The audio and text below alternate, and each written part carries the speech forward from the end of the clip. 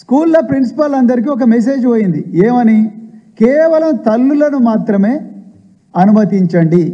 2వ శనివారం సెలవు దినము, అందరూ తల్లులు తండ్రులు అందరూ కూడా బిడ్డలు చూసుకోవడానికి వస్తారు. కానీ రేవంత్ రెడ్డి ప్రభుత్వం ఏ మెసేజ్ ఇచ్చిందయ్యా అంటే కేవలం తల్లులను మాత్రమే రానివ్వండి స్కూళ్ళకు. ఇది ఎక్కడ న్యాయం? తల్లి తండ్రి ఇద్దరు కలిసి వాళ్ళ పొట్ట చించుకొని పుట్టిన బిడ్డను చూడడానికి పరామర్శించడానికి నెలకు ఒకసారి పోతారు, 2వ శనివారం పోతారు. ఒక తల్లే రావాలనడం ఏంటి? అసలు ఎట్లా న్యాయం అవుతుంది ఇది? అంటే తల్లిదండ్రులను కూడా విడదీస్తున్నావా నువ్వు? అదొకటి. రెండవది, వేరే వాళ్ళు రావడానికి లేదు. మరి నిన్న ఎంతమంది మినిస్టర్లు ఎంబడి వీళ్ళందరూ పోలేదు? మా బోత్ ఎమ్మెల్యే అయిన అనిల్ కుమార్ జాదవ్ గారిని అయితే ఆయన పేరు కూడా పెట్టలేదు. ఆయన ఎమ్మెల్యే, ఒక ప్రోటోకాల్ ఉండి రాజ్యాంగబద్ధంగా ఎన్నికైన ఎమ్మెల్యే ఆయనను స్కూల్లోకి రానియని పరిస్థితి. అరే, ప్రజలు ప్రజాస్వామ్యబద్ధంగా ఎన్నుకున్న ఎమ్మెల్యే ఆయన నియోజకవర్గం ఉండే స్కూళ్ళకు ఆయన ఓడంట, ఆయన పోకూడదంట, కలెక్టర్ మాత్రం పోవాలంట, ఆయన ఫోటో ఉండకూడదంట, కాంగ్రెస్ నాయకుల బొమ్మలు మాత్రం ఉండాలంట. ఎక్కడి నుంచి వచ్చింది ఈ రూలు? అదేవిధంగా మరి నిన్న ముఖ్యమంత్రి గారు చిలుకూరు పోయిండు. మొట్టమొదటిసారిగా ఒక స్కూల్ పోయిండు ముఖ్యమంత్రి గారు. చిలుకూరు పోయి ఆయన ఎట్లా తిన్నాడు, పిల్లలు ఎట్లా కూర్చోబెట్టుకున్నాడు, అవన్నీ ఇక్కడ చర్చ అనవసరం. కానీ విషయం చెప్పాలి. ఆయన మాట్లాడుతూ ఏమన్నాడు, ఇది అందరూ తెలంగాణ ప్రజలు గమనించాలి. ఎందుకంటే అబద్ధాలే ఊపిరిగా బతుకుతున్న ఈ ముఖ్యమంత్రి గారు నిన్న ఇంకొక పిల్లల ముందర, ముక్కుపచ్చలారని పిల్లల ముందర ఒక చక్కటి అబద్ధం చెప్పిండు. ఆయన ఏం చెప్పిండండి ముఖ్యమంత్రి గారు? గత ప్రభుత్వంలో ఏమీ జరగలేదు ఈ పిల్లలకు, గత ప్రభుత్వంలో ఎప్పుడు కూడా డైట్ ఛార్జీలు ఇవ్వలేదు, గత ప్రభుత్వంలో ఎలాంటి తిండి పెట్టలేదు, కాస్మెటిక్ ఛార్జీలు ఇవ్వలేదు, అందువల్ల ఈ గురుకులాల ప్రతిష్ట అంట పూర్తిగా మంట కలిసిందంట. ఆ ప్రతిష్ట మంట కలిసిన గురుకులాలను మళ్ళీ రిపేర్ చేసే బాధ్యత ఈ ముఖ్యమంత్రి గారు రేవంత్ రెడ్డి గారు తన భుజస్కంధాల మీద మోచుకుంటూ ఇవాళ మళ్ళీ నేను చేసిన ఇవన్నీ అని చెప్తున్నాడు ఆయన ముఖ్యమంత్రి గారు. నేను గౌరవ ముఖ్యమంత్రి గారికి ఒక సవాలు వేస్తున్నా. అయ్యా ముఖ్యమంత్రి గారు, మీ దగ్గర ఉండే డేటా తీసుకోనండి, మా దగ్గర ఉండే డేటా మేము తీసుకొని వస్తాం.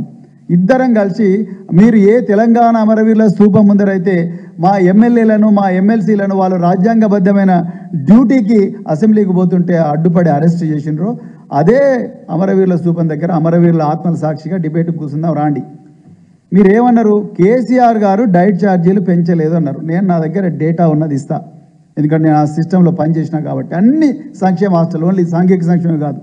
కేసీఆర్ గారు 2012లో అప్పుడు గత కాంగ్రెస్ ప్రభుత్వం 2012లో డైట్ ఛార్జీలు పెంచితే ఈ పిల్లలకు అసలు సరిపోతలేదు తిండి, మనం ఇన్ని కార్యక్రమాలు చేస్తున్నాం, ఈ పిల్లలు చూస్తేనేమో బక్కచిక్కి ఉన్నారని మొట్టమొదటిసారిగా సిద్దిపేటలో, తర్వాత చిలుకూరులో ముఖ్యమంత్రి అయిన వెంటనే కేసీఆర్ గారు విజిట్ చేసి ఈ పిల్లలకి ఏదైనా మంచిగా చేయాలని చెప్పి బాగా రీసెర్చ్ చేసి నేషనల్ ఇన్స్టిట్యూట్ ఆఫ్ న్యూట్రిషన్కు పోయి మేము రీసెర్చ్ చేసి ఆ రోజు మరి 2017వ సంవత్సరంలో 750 రూపాయలున్న డైట్ ఛార్జీను 950 రూపాయలు, 850 రూపాయలున్న డైట్ ఛార్జెస్ను 1100, 1050 అంటే 1050 ఉన్న డైట్ ఛార్జెస్ను 1500గా చేసిన వెంటనే ముఖ్యమంత్రి గారు, ఆనాటి ముఖ్యమంత్రి మాకు ఒకటే మాట చెప్పిండ్రు, మీరేం చేస్తారో తెలియదు, ఎక్కడ కూడా అవినీతికి తావుండకూడదు, పిల్లలు ఎక్కడ కూడా ఆకలితో అలమటించకూడదు, మన మనవాళ్ళు మన మనవరాళ్ళు ఏ విధంగా అయితే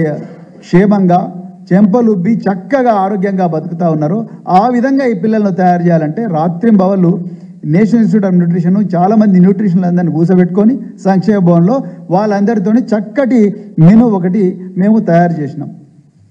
ఆ మెను మరి ఇలా తెలంగాణ ప్రజలు గమనించాలి. ఎందుకంటే ఎల్బీ స్టేడియంలో కేసీఆర్ గారు ఇచ్చిన నోటిఫికేషన్లనే మరి కేసీఆర్ గారు ఇచ్చిన నోటిఫికేషన్లనే నా నోటిఫికేషన్లు అని చెప్పి ఇప్పటివరకు 52,000 ఉద్యోగాలు నేనే ఇచ్చినని చెప్పి ముఖ్యమంత్రి ఉంటారు. అవన్నీ కూడా 2022, 2023లో వచ్చిన నోటిఫికేషన్లు. మరి అలాంటి కానీ నిన్న విద్యార్థుల ముందర చేసిండు. విద్యార్థుల ముందర మరి బూతులు మాట్లాడిన ముఖ్యమంత్రి మరి విద్యార్థుల ముందర నిజం చెప్తున్నాడని అనుకోలేం. కానీ ఈ విషయం తెలంగాణపై తెలవాలి. ఆనాడు కేసీఆర్ గారి ప్రభుత్వం 2017లో డైట్ ఛార్జీలు పెంచి ఇంత చక్కటి మెను వారు అప్రూవ్ చేసిండు. అన్ని సంక్షేమ పాఠశాలకు పోయింది ఈ మెను. అప్పుడే కేసీఆర్ గారు గమనించి ఏమయ్యా మరి డబ్బున్న వాళ్ళే తినాలన్నా మటను, పేదవాళ్ళు తినకూడదా, ఈ పిల్లలకు కూడా మటన్ పెట్టాలి, అవసరం అనుకుంటే యాటలు స్కూళ్ళలోనే పోయాలి, ఎక్కడో మార్కెట్లలో పోయి తీసుకొచ్చాడు కాదు, యాటలు స్కూళ్ళలోనే పోయాలి అని చెప్పి మరి ఆ పిల్లలకు 4 సార్లు చికెను, 2 సార్లు మటను, 5 సార్లు ఎగ్గు, అదేవిధంగా రాగి మాల్టు ఇవన్నీ ఇచ్చి నెయ్యి కూడా ఇచ్చిన, ఒక సన్న బియ్యం ఇచ్చి నెయ్యి ఇచ్చిన గొప్ప మానవతావాది, ఒక గొప్ప తండ్రి లాంటి వ్యక్తి కేసీఆర్ గారు. మరి అలాంటిది నిన్న రేవంత్ రెడ్డి గారు ఒక మోడల్ మెను రిలీజ్ చేసిండు. ఇది కాంగ్రెస్ పార్టీ చేసిన మోడల్ మెను. తెలంగాణ ప్రజలు జాగ్రత్తగా గమనించాల్సింది ఏంటంటే ఈ మెనుకు మా మెనుకు ఏమి తేడా లేదు. మేము 4 సార్లు చికెన్ పెట్టినాము, మీరు 4 సార్లు చికెన్ పెడుతున్నారు. మేము 2 సార్లు మటన్ పెట్టినాము, మీరు 2 సార్లు మటన్ పెడుతున్నారు. మేము 5 సార్లు ఎగ్గిచ్చినాము, మీరు 5 సార్లు ఎగ్గిస్తున్నారు. మరి మీరు చేసింది ఏంది? మరి మీరు సోషల్ మీడియాలల్లో ఎక్కడ చూడు 40% పెంచినాం, విప్లవం సృష్టించినాం, భూమి బద్దలైంది అని మరి డాంబికాలు కొడుతున్నారు కదా. మరి మెను మంచిగా మీరు ఇంకా గొప్ప మెను తీసుకురావాలిగా. ఇదేమో మేము ఇచ్చిన మెను, వాళ్ళు ఇచ్చిన మెను, ఏమీ తేడా లేదు. మీరు ఏ ప్రిన్సిపల్ అని అడగండి. ఆనాడు కేసీఆర్ ప్రభుత్వం ఏం పెట్టినరో అదే రేవంత్ రెడ్డి పెడుతున్నాడు. మరి దానికి ఇంత వనభోజనాల డ్రామా ఎందుకు రేవంత్ రెడ్డి గారు? మేమైతే